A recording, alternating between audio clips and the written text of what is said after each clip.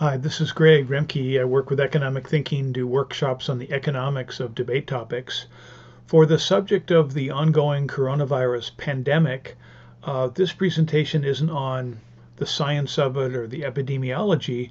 It's more on the economics, on how economies respond to disasters. And I'm going to start with just you try to put some context in disasters. So, economics for emergencies, whether it's a meteor strike that blasts a significant part of the planet that could come, anytime, solar storms uh, that can hit, tsunamis, volcanoes, hurricanes, earthquakes, and pandemics. So obviously, most of the time I'll spend on pandemics, but I'll spend a few minutes going through these others. I have posts on economic thinking on Facebook. The economic thinking website in mid-March is broken right now, but should be fixed soon. So, every day and after disasters, families and firms are all facing knowledge problems and incentive problems. Every family is trying to manage with scarce resources and scarce time. Every firm is trying to produce goods and services, trying to add value and dealing with competitors, dealing with price changes. And after a disaster, we have a huge shift where companies are dealing with new issues. Restaurants, of course, are suffering now. They're trying to figure out how to do carry out and delivery of their meals. Grocery stores are trying to deal with a huge increase in demand and so forth. So one question is what are the best policies for companies to respond to these supply shocks caused by epidemics, or could be caused by, other disasters from hurricanes to floods.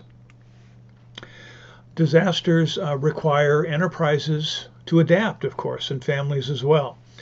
So one of the challenges in the status quo is central mandates can delay or distort this process. Now, in the coronavirus pandemic, critics are very, there's a lot has been written about federal government delays of testing by the CDC, regulations that have blocked companies trying to expand production of masks, liquids that would clean your hands, respirators, other equipment. That's a different story, but it's related in many ways. But let's talk about disasters. Obviously, disasters are fun to talk about.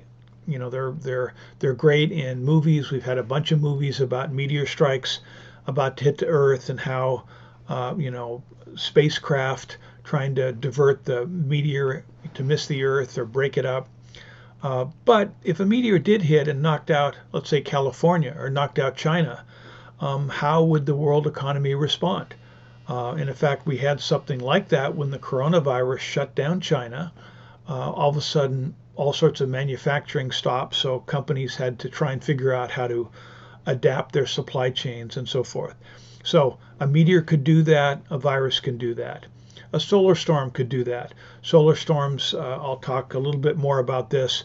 A burst from the sun, a solar flare that hits Earth dead on, could fry EMP that would fry most of the electronics. How would we respond to that? Tsunamis, giant floods that hit Japan, for example, and dramatically hurt their economy, or throughout Southeast Asia, the tsunami. So major disasters can come, and there's more predicted, right? There's some place off the coast of Africa, the Canary Islands. There's a side of a mountain that could fall into the water that would send the biggest tsunami ever, to the east coast of the United States, according to people that look at this. So lots of really scary things could happen. It's fun to not fun, it's scary. It's like a horror movie to try and to watch these stories, these documentaries.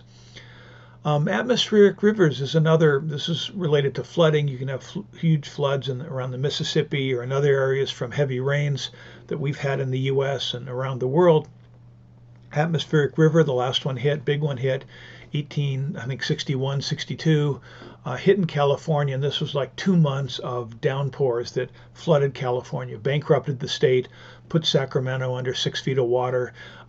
That happens according to research into the geology, every 200 years or so. So we could hit another one of those any day, could start next winter, and it would be devastating for California. Then the question is, how do you adapt to that? How does the economy adapt to floods? Volcanoes, predictions of new volcanoes. Mount Fuji might blow up. Volcanoes in the Pacific Northwest, around the Ring of Fire, Chile. These volcanoes can have devastating effects, can put the world in a deep freeze for 2 or 3 years as the stuff falls out of the atmosphere. So how, again, do economies adapt to that? Hurricanes, of course, we've had hurricanes and the impact of hurricanes, Katrina and others, earthquakes. There's predicted the big one for California, massive earthquake, Pacific Northwest, do even more damage. We know the dates of the last one, in the 1640s when the wave tsunamis hit Japan. These stories, I mean, they're fascinating stories, but we also want to get a sense of how economies adapt to those, and that gives us some insight into the concern about pandemics. For Europe, there's concern about the conveyor belt that warm water comes in the Gulf Stream up through to the North Atlantic and sinks and then comes back. The cold water comes down. What if something were to interfere with that and block that conveyor belt? Well, that would plunge Northern Europe into an ice age, not a full speed ice age, but very, very cold temperatures for a long time. And so the crops would fail. What would the response be? And some have said, look, there'll be riots and wars across Europe, but economists wouldn't agree with that. There would be market responses. And then the main subject here, pandemics. Pandemics play a huge role in world history. And the question now is how should the U.S. and other countries respond to the current coronavirus pandemic?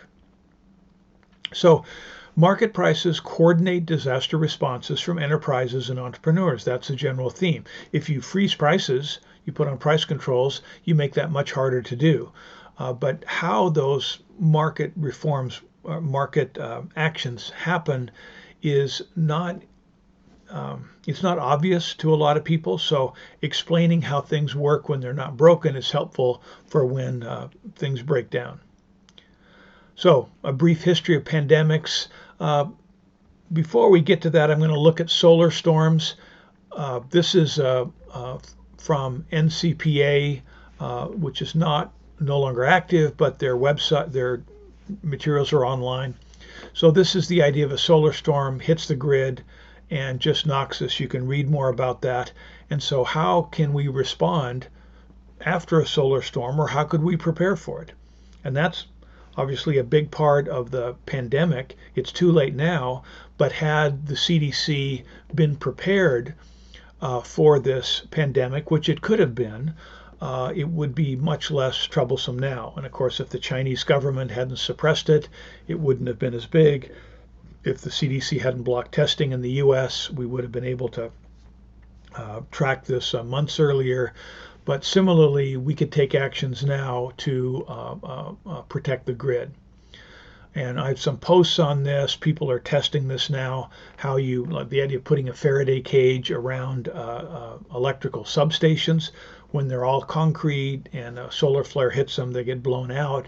But a Faraday cage is a metal surrounding it so that when the electricity hits or the solar flare hits, it's sent around and into the ground. So again, one of the sort of not complicated steps. So EMPs are these powerful jolts of electric waves, and says, look, if this hits, we plunge us into the dark ages. So again, how can we prepare for those things, and then how would the economy respond after? Okay, but pandemics, the main topic I want to talk about. This is sort of a trial run of this presentation. Pandemics have happened through history. You can find on Live Science, there's a page, if you click the link here in the overheads, 20 worst epidemics and pandemics in history, and it's fascinating. These we survive by killing animals to eat and plants, raising plants and so forth, but there's animals or microbes that eat us. So our bodies are full of microbes. There's bacteria, there's viruses, there's parasites, and life has been a constant struggle against these parasites to try and keep ourselves alive. From time to time, we get new pandemics that devastate society. The Spanish flu, the last one that we read a lot about, but understanding the history of this, you see the impact of these in the past. And now that we're prosperous, now that we're wealthy, there's much that we could do to prepare for these. For the coronavirus, for microbes, a number of posts have talked about the role of copper. If we had copper's expensive, unfortunately, more expensive than plastic. But if we had copper, in hospitals, on door handles and so forth, every time you touch one, all the microbes are killed. So copper is a metal that'd be very valuable to have more of in our, particularly in hospitals, places where there's sick people.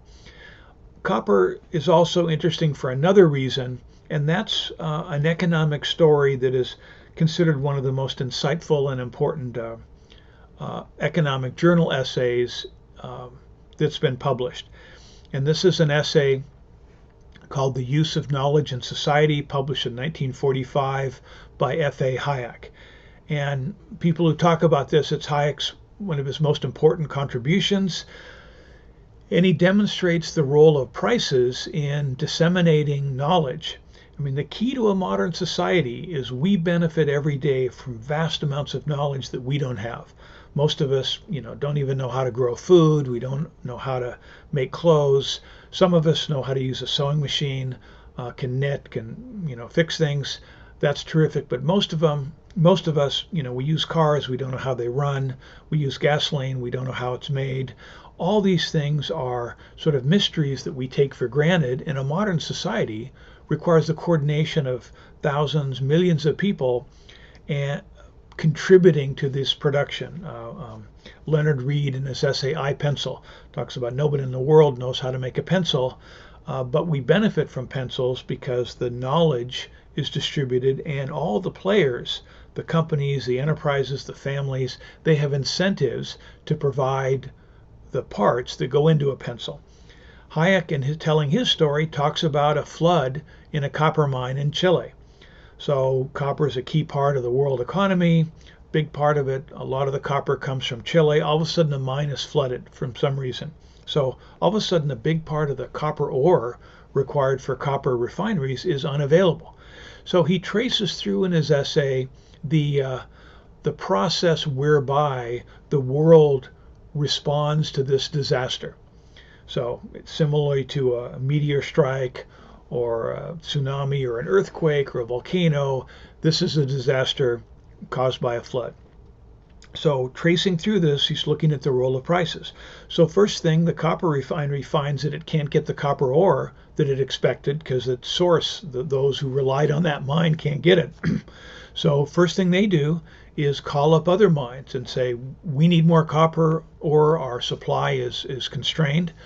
Those other mines say, okay, we can deliver more copper, but we have to hire more people. We have to work our machines overtime, buy more machinery, pay extra for shipping. So they say, we can provide more copper ore, but it's going to cost you more than it regularly would, say 20% more. And the first mine that's flooded is spending money like crazy to try and pump out the flood and get going again. So the effect of a constraint in the supply of a raw material leads to a higher price for that raw material. That's not particularly surprising. The refineries have to pay higher prices for the new ore, so they raise the price of copper. The companies that are using copper, all of a sudden they have to scramble with, now there's higher prices. So they look at how they could design their products using a little less copper. Companies, let's say, making jumper cables that are used, when car batteries are dead.